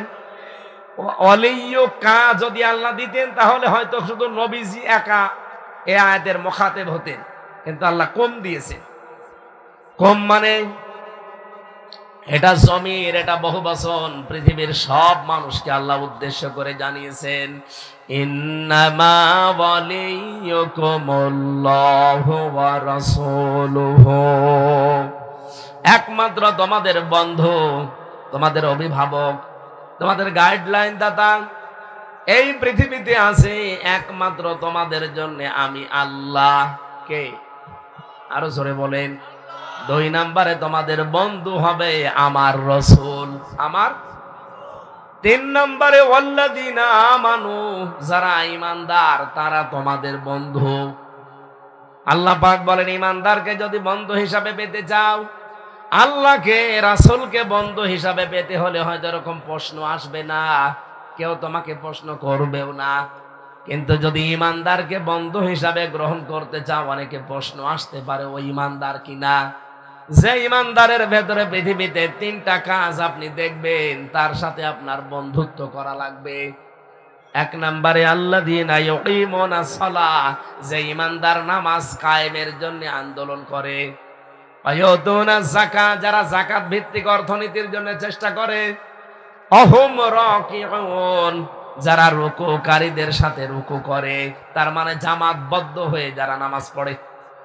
এবার আসেন আমরা এই তিনটা শব্দের ব্যাখ্যা করব, যেহেতু এরপরে আরেকটা আয়াত পড়েছিলাম, আমাইয়াতাওয়াল্লাল্লাহা ওয়া রাসূলাহু, যারা এভাবে আল্লাহ এবং রাসূলের দিকে ফিরে যায়, ওয়াল্লাযীনা আমানু, এবং ঈমানদারদেরকে বন্ধু হিসাবে মেনে নেয়, ফা ইন্না হিজবাল্লাহি হুমুল গালিবুন, আর আল্লাহর দল এরা বিজয়ী। কে বলছে? আল্লাহ পাকের তেলাওয়াতকৃত আয়াতের বাংলা অর্থ আমাদের মাতৃভাষা এটা ছিল। এবার আমরা ব্যাখ্যায় যাচ্ছি। প্রথম, আমাদের বন্ধুকে, আর জোরে বলেন তো, আল্লাহকে বন্ধু হিসাবে বললেই হবে? তাকে যদি কেউ বন্ধু হিসাবে পেতে চায়, তার প্রথম নাম্বারে গুণ থাকা লাগবে, আল্লাহু ওয়ালিয়ুল্লাযীনা আমানু। আল্লাহ বলেন, যারা ঈমান আনে আমি আল্লাহ নিজেই তাদের বন্ধু হয়ে যাই। তাহলে আল্লাহকে বন্ধু হিসাবে পেতে হলে কি করা লাগবে? এই পৃথিবীতে 850 কোটি মানুষ, এখন মাত্র 210 কোটি মুসলিম, এরা আল্লাহর বন্ধু। বাকি যা আছে সব আল্লাহর শত্রু। বলেন বলেন। এখন আল্লাহ যদি কারো বন্ধু হয়, আমি মনে করেন আজকের সভাপতির সাথে বন্ধুত্ব করলাম, আমি বন্ধু হিসাবে আমার কিছু দায়িত্ব ওনার প্রতি আছে, আর আমার প্রতি ওনার কিছু দায়িত্ব। বলেন বলেন। আল্লাহ যে সূরা বাকারার 257 নম্বর আয়াত, আল্লাহ নিজে দলিল দিচ্ছেন যে আমি কি করব আমার বন্ধুর সাথে, জানো? ইখরিজুহুম মিনাজ যুলুমাতি ইলান নূর, আমি আল্লাহ নিজে আমার বন্ধুকে অন্ধকার থেকে বের করে আলোর দিকে নিয়ে যাব। এ দায়িত্ব কার? ভালো করে বুঝবেন। আল্লাহ যেহেতু আপনার সাথে বন্ধুত্ব করেছে, আপনি ঈমান এনেছেন, তাই এখন আল্লাহর দায়িত্ব কি আপনার উপরে? উনি আপনাকে অন্ধকার থেকে বের করে আলোর দিকে নিয়ে যাবে। অন্ধকার মানে মানুষের তৈরি করা আইন, আর আলো মানে কোরআন। বলেন বলেন। কোরআনের 55টা নাম আছে, তার ভেতরে একটা নাম আর-নূর। হ্যাঁ বলেন বলেন। কোরআনের প্রধান নাম 5টা, 55টার ভেতরে 5টা নাম প্রধান। একটা কোরআন, একটা ফুরকান, একটা কিতাব, একটা জিকির, একটা তানজিল। এই 5টা প্রধান নাম। আর বাকি নাম আপনি পাবেন কোরআনে 50টা, তার ভেতরে একটা আছে আর-নূর। قد جاءكم من الله نور, জোরে বলেন আল্লাহু আকবার। কক্সবাজারবাসী, যেহেতু আল্লাহ আমার সাথে বন্ধুত্ব করে ফেলেছে, এখন আমাকে আল্লাহ বাঁচাতে চায় বন্ধু হিসাবে। মানুষের তৈরি করা আইন থেকে, অন্ধকার থেকে আল্লাহ আমাকে নিয়ে আসবে। আমার মন মানসিকতা আল্লাহ চেঞ্জ করে দেবে। আল্লাহর কোরআন, আল্লাহর নূরের কাছে আল্লাহ আমাকে নিয়ে আসবে, আমি যেন কোরআনের এই নূরকে প্রতিষ্ঠাকারী হয়ে যাই। এই জন্য বাংলাদেশে শফিকুর রহমান হাফিজাহুল্লাহ, উনিও ছাত্রলীগ করতেন, জাসদ ছাত্রলীগ। আল্লাহ পাক তাকে ওই জায়গা থেকে ফেরত নিয়ে এসে এখন দিন কায়েমে, কোরআন কায়েমের জন্য নেতা বানিয়ে দিয়েছে। আপনি একটা কথা ভুল প্রমাণ করেন যে না এগুলো ঠিক না, বলেন। আপনিও যখন দেখবেন যে আপনি ঈমান এনেছেন, কিন্তু আল্লাহর আইন প্রতিষ্ঠার কাজ আপনাকে দিয়ে হচ্ছে না, মানুষের তৈরি করা আইনগুলো কায়েমের কাজ আপনি করছেন, আপনি বুঝবেন আপনি ঈমানের দাবিতে মিথ্যাবাদী। তার মানে আল্লাহ পাক এখনো আপনাকে বন্ধু হিসাবে মানে নাই। কোরআনে কারিমের সূরা হুজুরাতে আয়াতের ব্যাখ্যা পাবেন 15 নম্বর আয়াত, ইন্নামাল মুমিনুনা আল্লাযীনা, এই যে ইন্নামা দিয়ে শুরু। ইন্নামা বললাম, যেখানেই দেখবেন ইন্নার সাথে মা, বাংলা অর্থ কি হবে? বলেন বলেন। ওটা কোন সূরা? যা সূরা হুজুরাত 26 নম্বর পারায় আছে।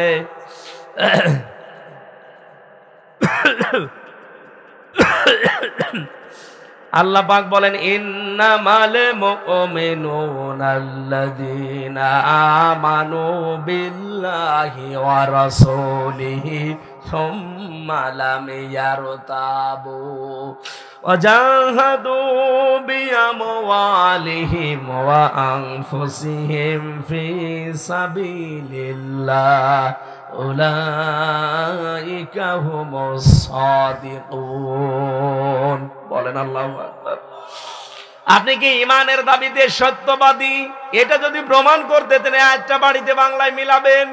আল্লাহ বলেন ইন্নামা, অবশ্যই, একমাত্র, কেবলমাত্র, শুধুমাত্র আল্লাযীনা, যারা মুমিনুন, ঈমানের দাবি যারা করছে তারা কেবলমাত্র ঈমানদার, তারাই আল্লাহর দৃষ্টিতে। কারা? আমানু বিল্লাহি ওয়া রাসূলিহি, যারা আল্লাহ এবং রাসূলকে বিশ্বাস করে। সুম্মা লাম ইয়ারতাবু, এবং এই বিশ্বাসের ভেতরে এক বিন্দু পরিমাণ তারা সন্দেহ পোষণ করে না। আল্লাহর কোরআনের কাজ করতে গিয়ে তারা এক বিন্দু পরিমাণ ভয় পায় না, সন্দেহ পোষণ করে না। অজাহাদু, এবং তারা চেষ্টা চালিয়ে যায়, প্রচেষ্টা চালায়, জিহাদ করে। বিআমওয়ালিহিম ওয়া আনফুসিহিম, তাদের জীবন এবং তাদের মাল তারা খরচ করে ফি সাবিলিল্লাহ, আল্লাহর রাস্তায়। উলাইকা হুমুস সাদিকুন, এরা ঈমানের দাবিতে সত্যবাদী। বলেন সুবহানাল্লাহ। এটা তো আল্লাহ ঈমানদারদের সাথে, তার বন্ধুর সাথে আচরণ করবে। এবার আসেন তারপরে, আল্লাযীনা কাফারু, যারা কাফের, আউলিয়াউহুমুত তাগুত, তাদের বন্ধু হচ্ছে শয়তান। আপনি যদি তাগুত হয়ে যান, আপনারও বন্ধু একজন হবে কে? আরো জোরে বলেন। এখন শয়তানের তো একটা কাজ আছে আপনার প্রতি, আল্লাহর যেমন কাজ আছে আপনার প্রতি। আমাকে তো এখন আপনি বোম মেরে ফেললেও মানুষের তৈরি করা আইন কায়েমে আপনি পাবেন না। আমি যতদিন বেঁচে আছি, আল্লাহ আমাকে পথ যেহেতু দেখিয়েছে, আমার জীবনে, সারা জীবনের কাজ হবে আল্লাহর আইন প্রতিষ্ঠার চেষ্টা করা। কায়েম হলে ভালো, না হলে আমার কোনো অসুবিধা নেই, কারণ আমি এই জমিনের মালিক না, আমি হচ্ছে কামলা।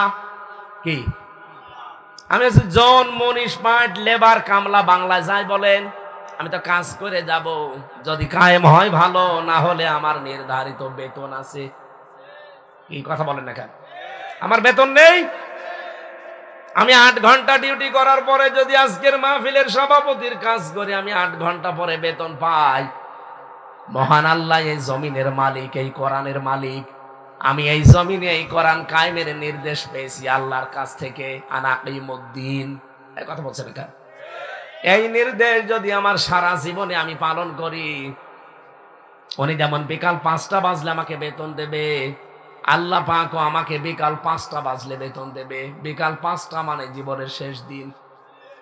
ওয়াবুদ রাব্বাকা হাত্তা ইয়াতিয়াকাল ইয়াকিন, ওই পর্যন্ত ইবাদত চালিয়ে যাও যতদিন ইয়াকিন না আসে। ইয়াকিন মানে মরণ। ইয়াকিন মানে কি?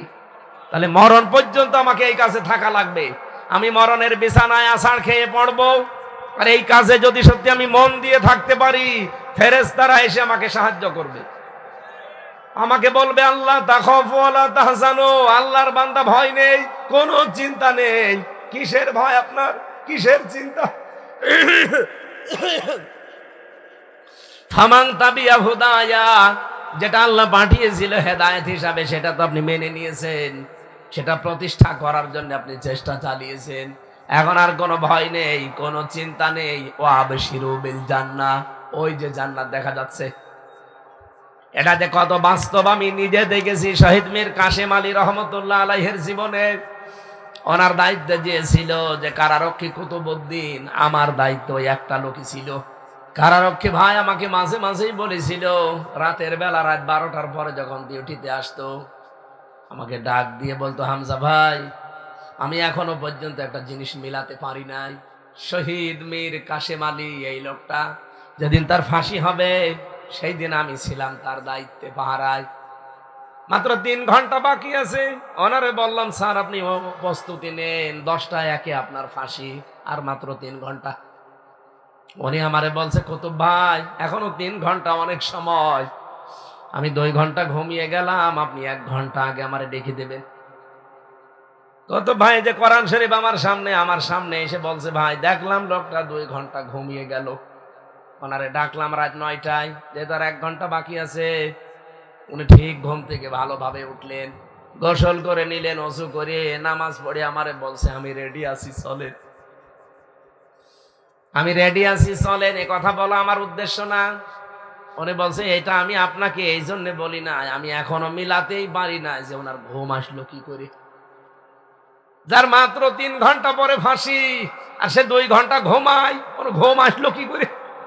আমি বলছি আমিও মিলাতে পারি নাই, কারণ আমিও তো 3 বছর ছেলে, আমারও তো মাঝে মাঝে ঘুম আসতে চাই না। জেলখানায় বেশি চলে ঘুমের বড়ি। আপনি কক্সবাজার জেলে যেয়ে দেখেন ঘুমের বড়ি কিভাবে চলে, অথচ ভেতরে কোনো কাজ নেই, কোনো কাম নেই, 24 ঘন্টা বসে থাকা, তারপরও ঘুম আসে না। ওই দিন আমি ওনাকে সূরা হামিম সাজদার 30 নাম্বার আয়াতটা শুনিয়েছিলাম, যে আপনি হয়তো ওইভাবে টের পাননি, কিন্তু আমি হালকা টের পেয়েছি কেন তার ঘুম এসেছিল। আল্লাহ পাক বলেন, ইন্নাল্লাযীনা ক্বালু রাব্বুনাল্লাহ সুম্মা ইসতাকামু তাতানাজ্জালু আলাইহিমুল মালাইকা।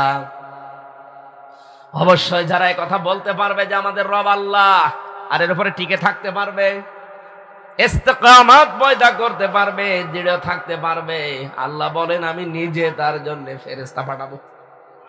এখানে শব্দটা তাতানাজ্জাল, এটা মজারে, বর্তমান, ভবিষ্যৎ, প্রেজেন্ট, ফিউচার। আল্লাহ শুধু 1 বচন দিলে তো পারতেন, তাতানাজ্জালুল মালাকুন, 1 বচন।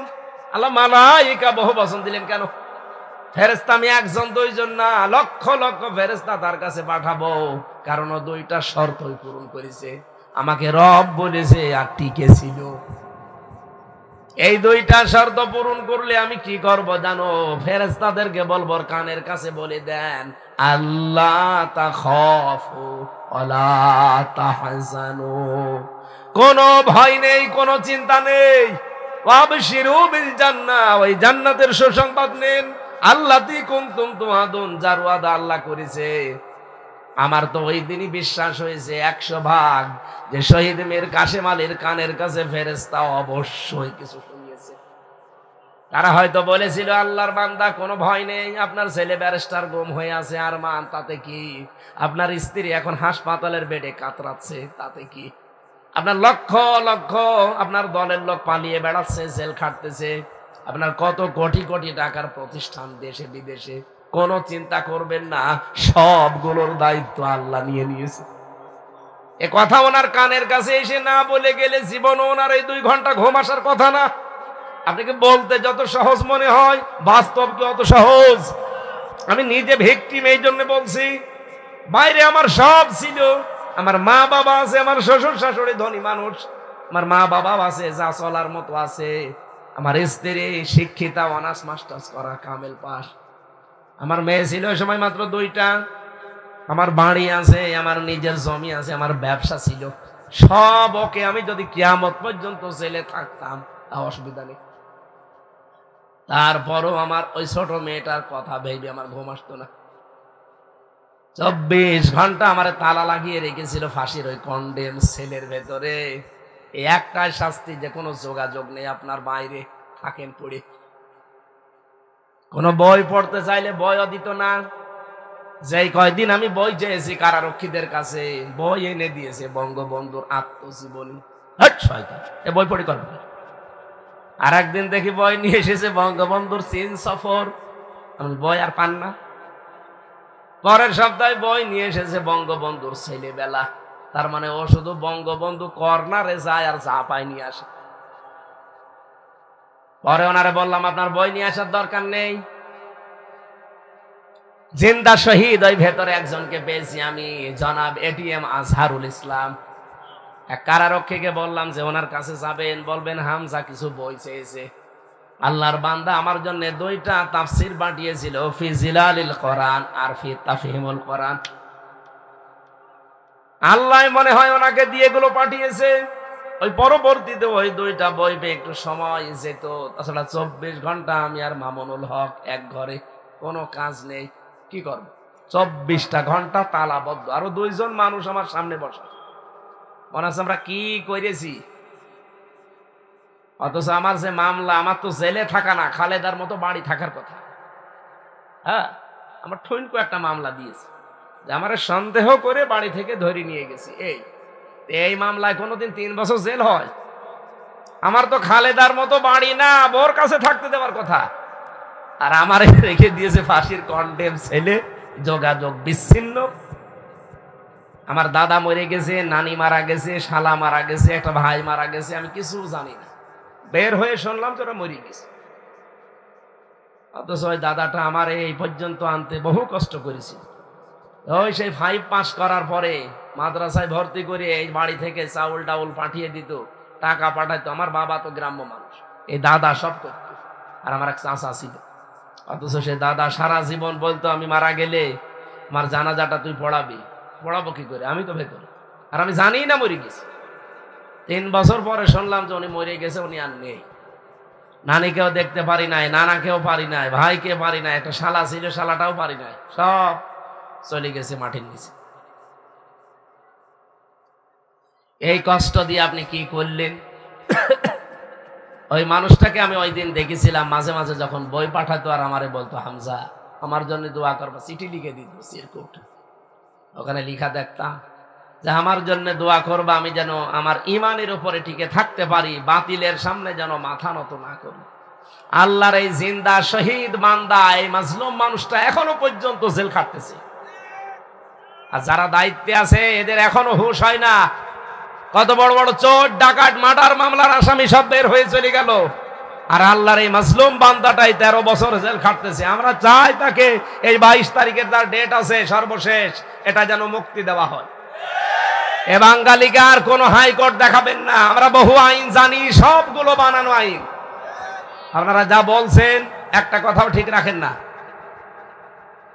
অনেকে এখন কথা তোলে যে ওনার শাস্তি হয়ে গেছে, তো সাজা লেগে গেছে, এই জন্য জামিন দেয় না। সাজা তো তারেক জিয়া সাহেবেরও লেগেছিল, এই কথা বলে না কেন? তার তো 8 বছর সাজা লেগেছিল, তারে জামিন দিলেন কেন? তার মা বেগম ম্যাডাম খালেদা জিয়ার তো 6 বছর জেল ছিল, সাজা লেগে গিয়েছিল, তারে জামিন দিলেন কি করে? তার জামিন এখন অলরেডি বাইরের দেশে পাঠিয়েও দিয়েছে। তার স্ত্রী ডাক্তার জোবাইদা রহমান, তারও তো 2-3 বছর জেল ছিল, সাজা লেগে গিয়েছিল। তাদেরকে শাস্তি না দিয়ে আপনি বাইরে বের করে দিলেন কি করে? বাইরে বের করে দিয়েছেন, আমি আলহামদুলিল্লাহ, ভালো, কারণ তারা নির্দোষ মানুষ, রাজনৈতিক প্রতিহিংসার শিকার। তাদের চাইতে তো বেশি রাজনৈতিক প্রতিহিংসার শিকার এটিএম আজহারুল ইসলাম। তারে জামিন না দিয়ে এখন হাইকোর্ট দেখাচ্ছেন। আমিরে জামাত এই জন্যই বলেছিল যে আমি স্বেচ্ছায় কারাবরণ করতে চাই। আপনারা তখন আবার উল্টাপাল্টা ফতোয়া দিয়ে বললেন না বাড়ি যান, আমরা দেখছি। কি দেখলেন? আজকে 10 তারিখ, আর মাত্র 11 দিন বাকি আছে। এই 22 তারিখে ওনার ডেট আছে। যদি ওনাকে মুক্তি দিয়ে বাইরের এই মুক্ত বাতাসে আমাদের সাথে মিশতে না দেন, এবার কিন্তু আর কথা, এই কথা বলছেন না কেন? ইব্রাহিম নবীর পক্ষে যদি একটা ব্যাঙ থাকার কারণে তার প্রসাব পাক হয়ে যায়, এটি আমার আজহারুল ইসলাম একটা মাজলুম মানুষ, তার পক্ষে কথা বললে আপনার জীবন পর্যন্ত আল্লাহ পরিষ্কার করে দেবে। সুতরাং আপনারা চান না সে মুক্তি পাক? এই কারা চান দেখি? দেখেন তো, হাত তোলেনি কে?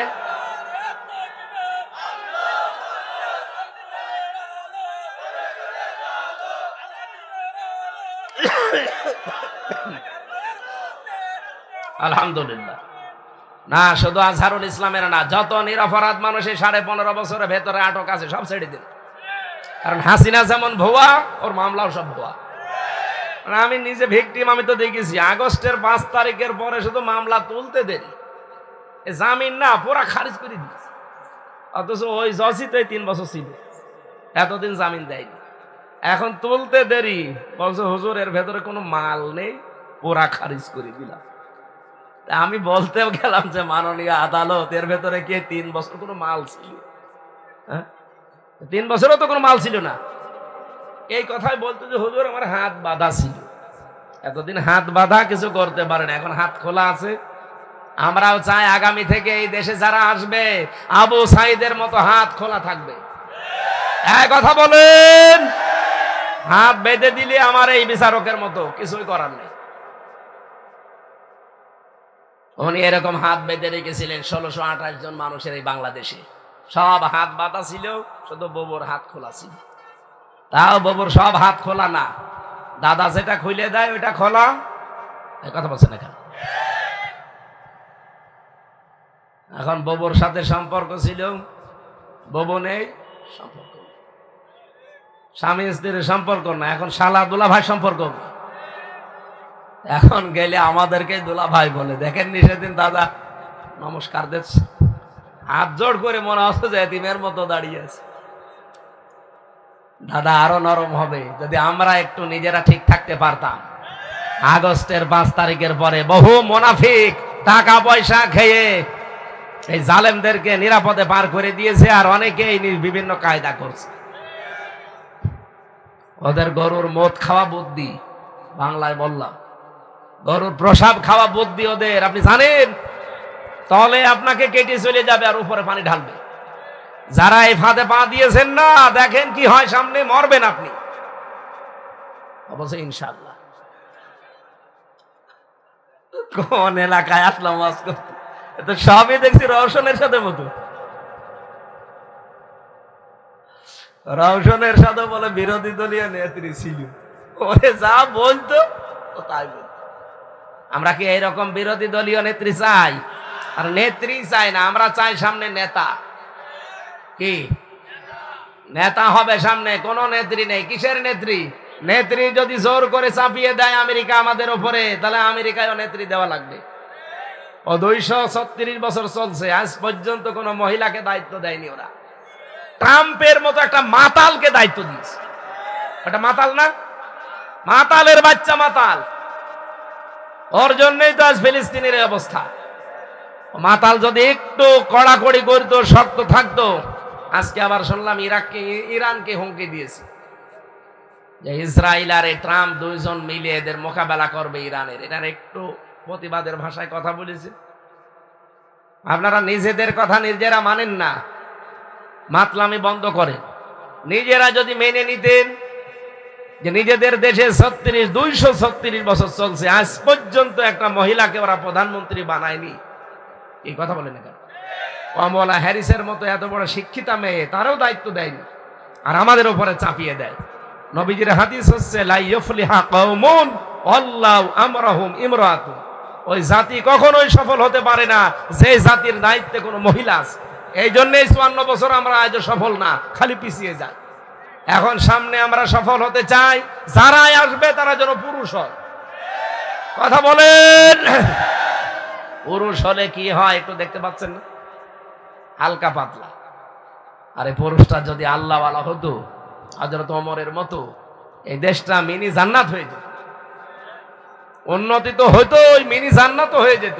মালয়েশিয়া একজন মাহাতির মোহাম্মদ দাঁড় করিয়ে ফেলেছে মাত্র এই 23 বছরে। এখন 25 সাল চলছে না, 21 সাল থেকে ওরা দাঁড়িয়ে গেছে। কি 1 সাল থেকে 23-24 বছর ওরা মানচিত্রে দাঁড়িয়ে গেছে। ওদের দেশটা, আমি 9 দিন ছিলাম, সেই একদিনও কাশি দেই, কি পরিষ্কার পরিচ্ছন্ন। আর আজকে আমি এই যে টেকনাফে গিয়েছিলাম, যাওয়া আসায় মনে হয় 50 বার কাশি দিলাম, কি ধোলা। তারা যদি দাঁড়িয়ে যেতে পারে, এত বড় বিশাল দেশ, বাংলাদেশে যেতে পারে 5 ডবল বড় দেশটা, আমরা দাঁড়িয়ে যেতে পারবো না? মানে আমাদের শুধু আল্লাহর বিধানটা লাগবে আর সৎ নেতৃত্ব লাগবে। মালয়েশিয়ার এখন স্বরাষ্ট্রমন্ত্রী যিনি, উনি ইসলামী ছাত্র শিবিরের কেন্দ্রীয় সেক্রেটারি জেনারেল ছিলেন ওই দেশের। আমাদের যেমন ইসলামী ছাত্র শিবির, ওই দেশেও ইসলামী ছাত্র শিবির আছে। ওই ছাত্র শিবিরের কেন্দ্রীয় সেক্রেটারি জেনারেল এখন ওই দেশের স্বরাষ্ট্রমন্ত্রী। দেশ এমনি দাঁড়িয়েছে। খাদ্যে ভেজাল নেই, যদি ধরা পড়ে কোনো খাদ্যে কেউ ভেজাল দিয়েছে, কোনো বিচার নেই, কোনো হিসাব নেই, সঙ্গে সঙ্গে মেরে ফেলবে। আমাদের দেশে যদি এরকম 5টা দেখতে পারতাম, এই দেশে কেউ খাদ্যে ভেজাল দেওয়ার সাহস দেখাতো না। এখন এই যে আমার কুষ্টিয়া বিশ্ববিদ্যালয়ের এক বড় ভাই ম্যাজিস্ট্রেট, উনি আব্দুল জব্বার মন্ডল, রাজশাহী বাড়ি, উনি চেষ্টা চালাচ্ছে ঢাকাতে ওরকম যদি চট্টগ্রামে একজন, রাজশাহী একজন, খুলনা একজন, ময়মনসিংহ একজন, বরিশালে একজন, ঢাকাতে তো একজন আছে, সিলেটে একজন, এরকম 8 বিভাগে 8 জন যদি এরকম দাঁড়িয়ে যেত সৎ মানুষ, এই দেশেও কেউ খাদ্যে ভেজাল দেওয়া 2 নাম্বার জিনিস 3 নাম্বার বলে বিক্রি করতে পারত না। পোশাকের এই জায়গায় লিখে রাখে 8,000 টাকা দাম, অথচ এটার দাম 300 টাকা। ওরা নিজেরা এটা কম্পিউটার দিয়ে লিখে বসিয়ে দেয়, এটা এখন ধরে ফেলছে। আমরা তো এতদিন এগুলো বুঝতামই না। এটা যদি ওই দেশে হয় না, সঙ্গে সঙ্গে মেরে ফেলবে, কোনো বিচার নেই। এই জন্য বলছি দেশটা দাঁড়িয়ে যাবে। আমরা দেখতে পাচ্ছি সামনে, যেহেতু একজন দক্ষ মানুষ ডক্টর মোহাম্মদ ইউনূস, আল্লাহ ভীরু মানুষ যদি আমরা পেতাম, দেশটা জান্নাত হয়ে যেত। আর এইটাই তো আমরা সামনে দেখতে চাই। কথা বলেন না কেন? এগুলো যারা চায় না, কিছু মানুষ আছে শুধু খাবো খাবো নেবো নেবো, তারাই কিছু চায় না, শুধু নির্বাচন চায়, কিচ্ছু চায় না। তারা নির্বাচন তো আমরাও চাই, কিন্তু যারাই দায়িত্বে ছিল তারা তো এখনো আছে। এই মানুষগুলো তো পাল্টাবেন নাকি? না পাল্টিয়ে খালি নির্বাচন দেন দিয়ে করবো কি? আবার তো দিনের ভোট রাতে হয়ে যাবে। আমরা এটা আর করতে দিতে চাই? সংস্কার যেখানে যতটুকু লাগবে করা লাগবে। আপনার যদি এটা রাগ হয়, রাগ হোক, এটাই আমরা কইরেই ছাড়বো। এই দেশের ছাত্র জনতা মিলে কিন্তু এইটাই চেয়েছে, নাই তো এই শহীদদের সাথে বেইমানি করা হবে। তরিনা ফরজ 116 জন আলেমের নামে মামলা করেছিল তালিকা করে, তার ভিতরে আমি ছিলাম 70 নম্বরে। এখন আল্লাহ পাক করে ধরিয়ে দিয়েছে, ও শয়তান এখন জেল খাটতেছে। আলেমদের পেছনে যারাই লেগেছে, ডাইরেক্ট ইনডাইরেক্ট, এই যে চাপাই নবাবগঞ্জের 2 জন মুফাসসিরে কোরআন স্বামী স্ত্রী, এই 2 জনও ধরা খাবে। এমন অপমান করবেন আল্লাহ, পরনে লুঙ্গি শাড়ি কিছুই থাকবে না। হ্যাঁ, কথা বলেন না কেন? যারাই করেছে আপনি দেখেন, তাদেরকে আল্লাহ অপমান করেছে। কিন্তু আলেম আবার হওয়া লাগবে হক্কানি আলেম। আলেম যদি হয় ফরিদউদ্দিন মাসুদের মতো, ওরে জবাই করলেও সমস্যা। জবাই করতে বলছি না, কারণ ও তো আলেম নামে একটা কলঙ্ক, আলেম নামে জালেম। আল্লামা সাঈদীর ফাঁসি চাইতো শাহবাগে গিয়ে, ওকে আলেম। আর আরেকজন তো দেখলাম এক আলেম, বায়তুল মোকাররমের সাবেক খতিব, ও নাম বলতো কওমি জননী। যেই দিন এই নামটা দিয়েছে সেদিন আমরা জেলখানায়। মামুনুল হক, সাখাওয়াত হোসেন রাজি, এরকম বহু আলেম আমার সাথে ওই দিন বদদুয়া করেছে। আল্লাহ করলো কি? আলেম আমাদেরকে জেলেরিকে কষ্ট দিচ্ছে, আর ও বাইরে আমাদের কওমি জননী নাম দিচ্ছে। এই জন্য এইরকম আলেমকে গালি দেওয়া না, এদেরকে জুতা দিয়ে পিটালেও অসুবিধা নেই, কিন্তু আল্লামা সাঈদীর মতো মানুষকে জুতা দেওয়া না। খারাপ ধারণা করবেন, আল্লাহ কিছু দেখিয়ে দেবে। এই যে শয়তানকে খুঁজে পাওয়া যাচ্ছে না, সে ডাক্তার কি জামান যেন, মোস্তফা জামান, পরে যদি কেউ খুঁজে পায়, আমার মনে হয় কুকুরের মতো পিটাবে। এত রাগ তার উপরে বাংলার জনগণের। এই শয়তান এই বাইরের দেশে প্রেসক্রিপশন মতো আল্লামা সাঈদীকে ইনজেকশন দিয়ে মেরে ফেলেছে। আর বলে না, উনি স্বাভাবিক মারা গেছে। কে বলেছে? আমার সামনে দিয়ে তার আগের দিন শুনলাম বের করে নিয়ে গেছে। ভালো মানুষ, হাসতে হাসতে গিয়েছে। একটা হার্টের রোগী ওইভাবে হাসতে পারে?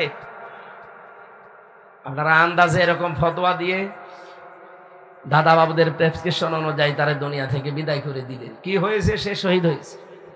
আপনারা জালেম হিসাবে ইত্তাকি দাওয়াতাল মাজলুম ফাইন্নাহা লাইসা বাইনাহু ওয়া বাইনাল্লাহি হিজাব, বেঁচে থাকো মাজলুমের বরদোয়া থেকে, কারণ আল্লাহর মাঝে আর মাজলুমের মাঝে কোনো পর্দা থাকে না। আপনি আর যাই করেন, এখান থেকে চেষ্টা করবেন বেঁচে থাকার।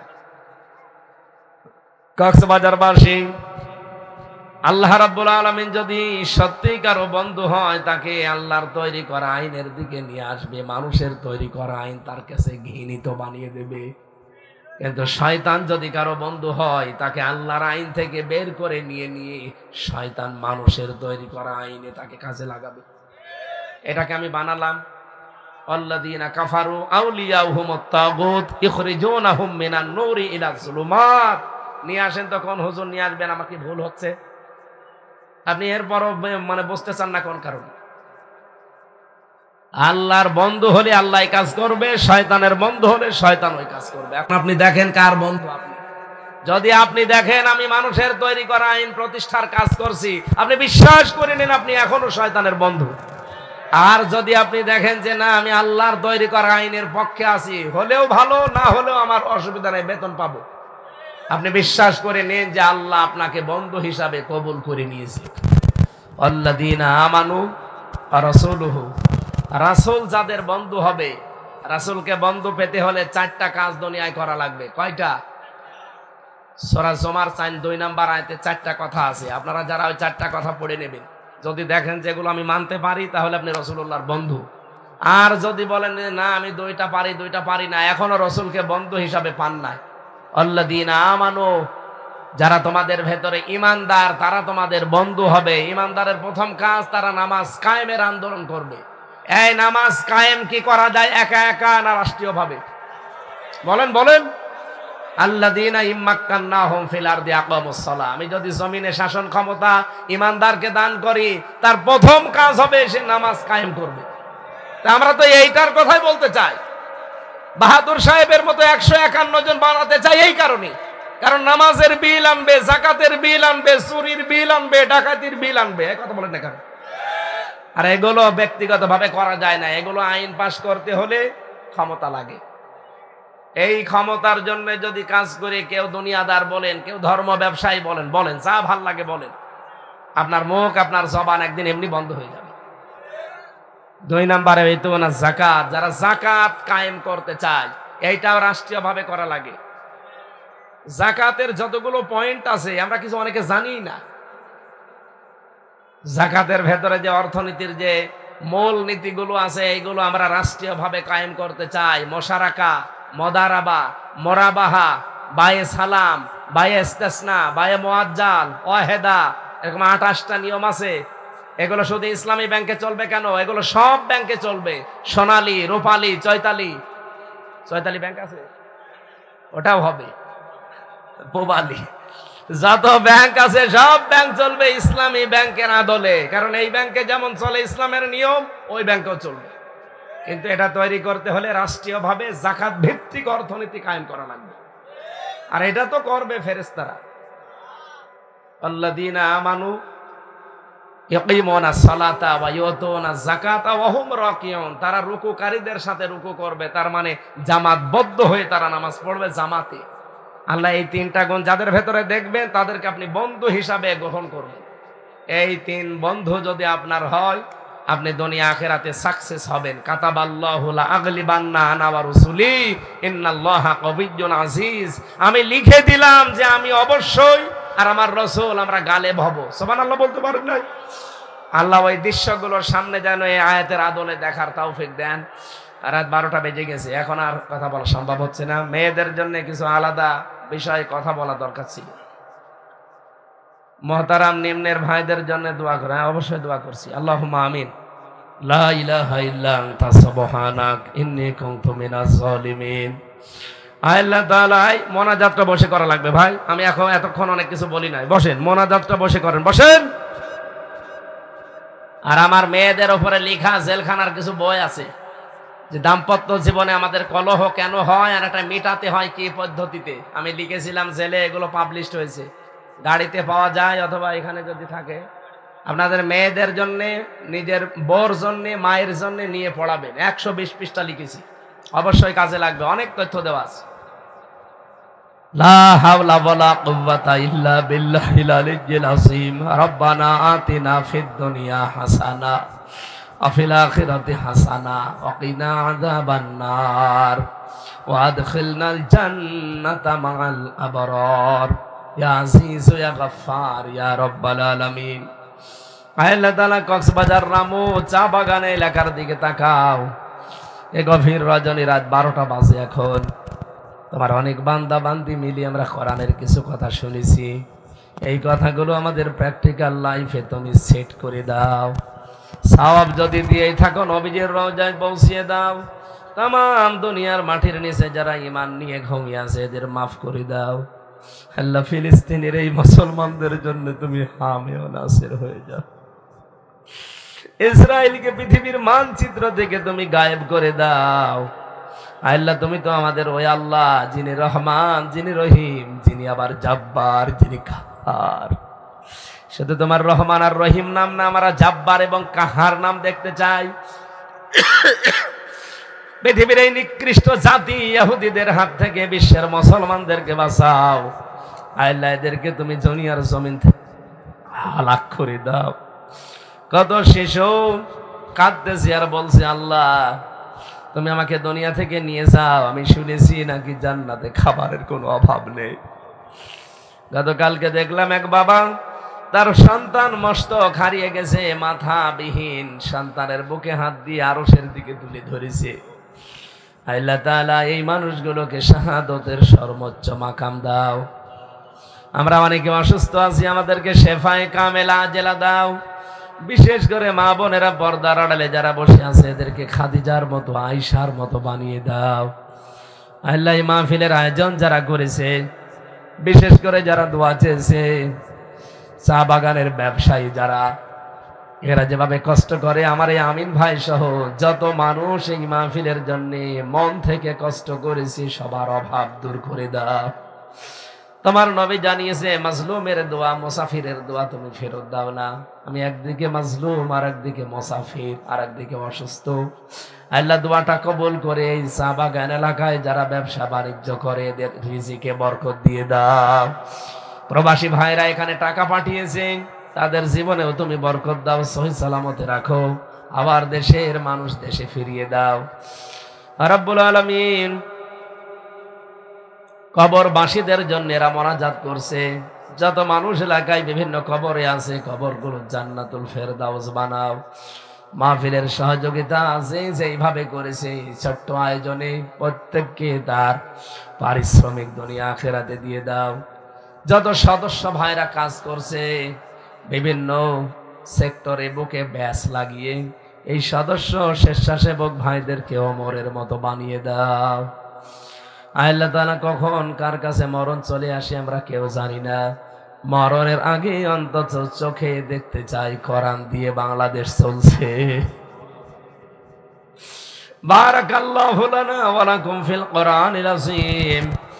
মরণ যখনই আসবে এই জবানে একবার হলেও জারি করে দিও, লা ইলাহা ইল্লাল্লাহু মুহাম্মাদুর রাসূলুল্লাহ।